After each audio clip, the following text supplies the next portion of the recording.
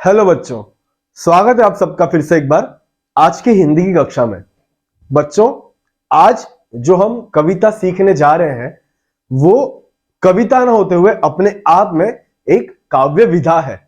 काव्य विधा क्या होता है? कविता के जैसे अलग अलग प्रकार होते हैं, अलग अलग प्रकार में जैसे कविता लिखी जाती है, उन प्रकारों को कहते हैं उस कविता की विधा, काव्य की विधा। तो आज जो काव्य विधा हम पढ़ने जा रहे हैं, सीखने जा रहे हैं, उस काव्य विधा का नाम है गजल। बच्चों, गजल ये काव्य विधा आप लोगों के लिए बिल्कुल नई नहीं है। आप लोगों ने कई बार हिंदी फिल्मों में, बॉलीवुड के कई गानों में इस काव्य विधा के बारे में जो है, इस काव्य विधा में लिखे गए गाने सुने हैं, गीत आपने सुने हैं। तो अगर आप, जब मैं आपको गजल सिखाऊंगा, जब आप देखोगे कि किस तरह से गजल लिखी जाती है या किस तरह से होती है, तो आपको पता चलेगा कि इसके पहले भी आपने कई गजलें सुनी है। बच्चों, आज जो गजल हम पढ़ने जा रहे हैं उसको लिखा है माणिक वर्मा जी ने।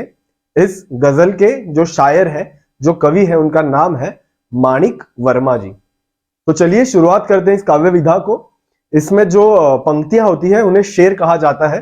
तो एक एक करके हम शेर देखेंगे, शेर में जो कठिन शब्द है उनका अर्थ समझने की कोशिश करेंगे और भावार्थ देखेंगे कि माणिक वर्मा जी उन शेरों के जरिए हमसे क्या कहने की कोशिश कर रहे हैं।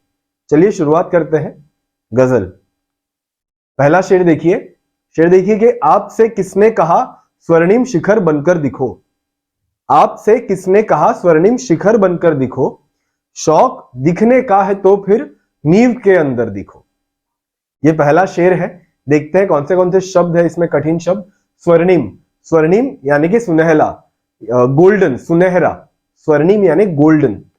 उसके बाद में शिखर, शिखर यानी कि चोटी, पहाड़ की जो सबसे ऊपरी भाग जो होता है, सबसे बड़ी जो चोटी होती है, सबसे ऊपर का जो नुकीला हिस्सा होता है, नुकीला हिस्सा तो नहीं कहूंगा, वो तो खैर सिर्फ कहानियों में होता है, पहाड़ नुकीला नहीं होता ऊपर, लेकिन जो सबसे ऊपर का जो हिस्सा होता है उसे हम चोटी कहते हैं, शिखर कहते हैं। उसके बाद में देखिए शौक, शौक यानी पसंद, शौक से यानी अपनी पसंद से। उसके बाद देखिए नींव यानी आधारशिला, आधारशिला यानी नींव, यानी किसी भी चीज का जो बेस होता है उसे हम नींव कहते हैं। अगर आप जिस बिल्डिंग में रहते हैं, जिस घर में रहते हैं, तो उसे ऊंचा बनाने के लिए बेस में जो है वो नींव डाली जाती है, तो उसको नींव कहते हैं। तो ये थे कुछ कठिन शब्दों के अर्थ। अब देखते हैं कि भावार्थ क्या है, क्या कहना चाह रहे हैं जो हमारे गजलकार है माणिक वर्मा जी हमसे इन दो शेरों के जरिए। भावार्थ देखिए। शेर था कि आपसे किसने कहा स्वर्णिम शिखर बनकर दिखो, शौक दिखने का है तो फिर नींव के अंदर दिखो। यानी यहां पर माणिक वर्मा जी हमसे कह रहे हैं कि इंसान को जो है वो हमेशा स्वर्णिम शिखर यानी सुनहरा शिखर बनकर दिखने की कोई जरूरत नहीं है। अगर आपको दिखना ही है तो नींव के अंदर दिखो, यानी अपनी जिंदगी में अगर कोई अच्छा कार्य करना ही है तो ऐसा कार्य करिए जिससे किसी भी चीज का आप बेस बन सके। सिर्फ शो ऑफ करना ही जिंदगी का असली मकसद नहीं होता। इस सोशल मीडिया के जमाने में ये बात काफी आम है कि दिखना ज्यादा जरूरी लगता है, लोगों को लगता है कि जो दिखता है वो बिकता है। लेकिन वो बात सही भी है कि जो दिखता है वो बिकता है, लेकिन आपको अपने ऊपर काम करना, अपने बेस को मजबूत करना बहुत जरूरी है, फिर आप कोई भी कार्य करिए। तो इन दो मिसरों का अर्थ, इस शेर का अर्थ ये था कि सिर्फ दिखना ही जरूरी नहीं, इंसान को पहले अपने कर्मों पर काम करना चाहिए। चलिए अगला शेर देखते हैं। शेर देखिए कि चल पड़ी तो गर्द बनकर आसमानों पर लिखो, चल पड़ी तो गर्द बनकर आसमानों पर लिखो, और गर बैठो कहीं तो मील का पत्थर दिखो। कठिन शब्दों के अर्थ। गर्द यानी कि धूल, जो धूल मिट्टी होती है उसे गर्द कहा जाता है। अगला शब्द देखिए आसमानों पर यानी आकाश पर, आसमान यानी आकाश। तो भावार्थ देखते हैं अभी क्या है। चल पड़ी तो गर्द बनकर आसमानों पर दिखो, यानी अगर आप चल भी पड़ो तो गर्द की तरह इतने ऊंचे चले जाओ, जिस तरह से हवा आने के बाद गर्द आसमान में चली जाती है, आसमान को छू लेती है, उस तरह से अपने आप को कुछ इस तरह से ढाल लो कि आप गर्द की तरह आसमान पर भी छा सकते हो, और उसी मिट्टी से, उसी धूल से जो है वो मील का पत्थर बनता है। तो अगर आप मील का पत्थर बनो, उसी मिट्टी से जो मील का पत्थर बनता है अगर वो बन जाओ, तो इस तरह से बनो कि आप और लोगों को राह दिखा सको। मील का पत्थर जिस तरह से रास्ते के बाजू में रहकर चलने वालों को रास्ता दिखाता है या उन्हें बताता है कि मंजिल कितनी दूर है, तो कार्य कुछ ऐसा करो कि आपकी वजह से लोगों को पता चले कि रास्ता सही कौन सा है और मंजिल कितनी दूर है। अगला शेर देखते हैं। शेर देखिए, सिर्फ दिखने के लिए दिखना कोई दिखना नहीं, सिर्फ दिखने के लिए दिखना कोई दिखना नहीं, आदमी हो तुम अगर तो आदमी बनकर दिखो। ठीक है, इसमें कोई कठिन शब्द नहीं है, तो देखते हैं भावार्थ। सिर्फ दिखने के लिए दिखना कोई दिखना नहीं, यानी इसका बहुत आसान अर्थ है कि हम जिंदगी जीते जाते हैं और चलते रहते हैं, ढकलते रहते हैं अपने आप को, तो सिर्फ होना होने से होना नहीं होता। अगर आप यहां पर अस्तित्व में है, अगर आप यहां पर जिंदा है, तो कुछ ऐसा कार्य कीजिए कि जिसका कोई अर्थ निकले। सिर्फ होने से कुछ नहीं होगा, सिर्फ दिखने के लिए दिखना कोई दिखना नहीं, आदमी हो अगर तुम आदमी बनकर दिखो। तो अगर आप इंसान है, आपको अगर इंसान बनाया गया है और जीवों से अलग आपको अगर बुद्धि दी गई है, तो उसको कुछ कार्य में लाइए, उसका कुछ सदुपयोग कीजिए और उससे कुछ ऐसा कर दिखाइए अपनी जिंदगी में कि आप आदमी कहलाने के, इंसान कहलाने के लायक हो।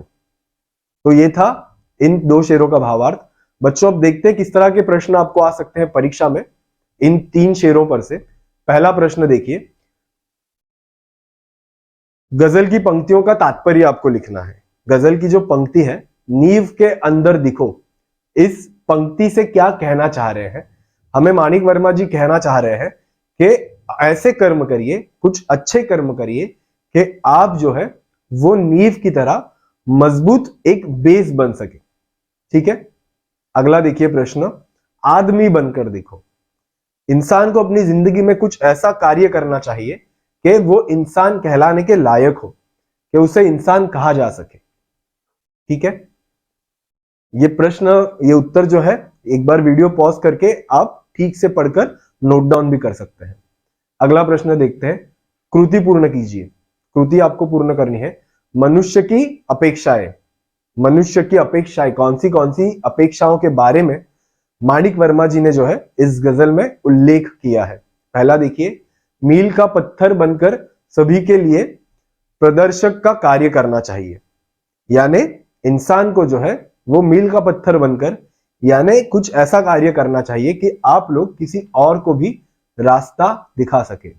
अगला देखिए, आदमी बनकर समाज के सामने प्रस्तुत होना चाहिए, इंसान बनकर समाज के सामने जो है हमें प्रस्तुत होना चाहिए, एक अच्छा इंसान बनना चाहिए। आगे देखते हैं अगला प्रश्न, आकलन कृति जिनके उत्तर निम्नलिखित शब्द हो, ऐसे प्रश्न तैयार कीजिए। आपको परीक्षा में एक शब्द दिया जाएगा और आपको जो है ऐसा प्रश्न तैयार करना है जिसका उत्तर वो निम्नलिखित शब्द होना चाहिए। शब्द देखिए, आसमान, शब्द है आसमान। अब आप कौन सा प्रश्न बना सकते हैं? एक एग्जाम्पल मैंने दिया है, गर्द कहां पर फैली होती जाती है? गर्द कहां पर फैली जाती है? कहां पर? आसमान में, तो उसका उत्तर आएगा आसमान। ठीक है, अगला प्रश्न देखिए, आकृति पूर्ण कीजिए। गजल में प्रयुक्त प्राकृतिक घटक यानी नेचुरल थिंग्स कौन से हैं? प्राकृतिक घटक, प्राकृतिक यानी नेचुरल, कौन सी चीजें हैं जो नेचुरली पाई जाती है? पहला देखिए गर्द, गर्द यानी मैंने आपको बताया मिट्टी, तो गर्द, और दूसरा आसमान। ये दोनों चीजें जो है वो नेचुरल चीजें हैं। ठीक है, प्राकृतिक घटक है। चलिए अगला प्रश्न देखते हैं। आगे दी गई सूचनाओं का आपको पालन करना है। प्रश्न देखिए, भावार्थ लिखना है आपको। आपको एक वाक्य दिया जाएगा, आपको उसका भावार्थ लिखना है। ठीक है, तो ये देखिए, ये वाक्य है, यहां से यहां तक जो वाक्य है इसका भावार्थ लिखना है आपको। भावार्थ यानी कि मीनिंग। मीनिंग मैंने आपको हर एक शेर का बता दिया है पहले ही, तो ये उत्तर एक बार वीडियो पॉज करके पढ़ लीजिएगा, अपने बुक में लिख लीजिएगा, और जब परीक्षा में इस तरह का प्रश्न आपको आएगा तो आपको भावार्थ समझकर लिखना है। तो बच्चों, आज की वीडियो में बस इतना ही। अगली वीडियो में कुछ अगले शेर देखेंगे और देखेंगे कि उनके अर्थ क्या है, और हमें जो माणिक वर्मा जी है वो क्या कहना चाह रहे हैं उन शेरों पर से। तो मिलते हैं अगले वीडियो में। थैंक यू सो मच बच्चों।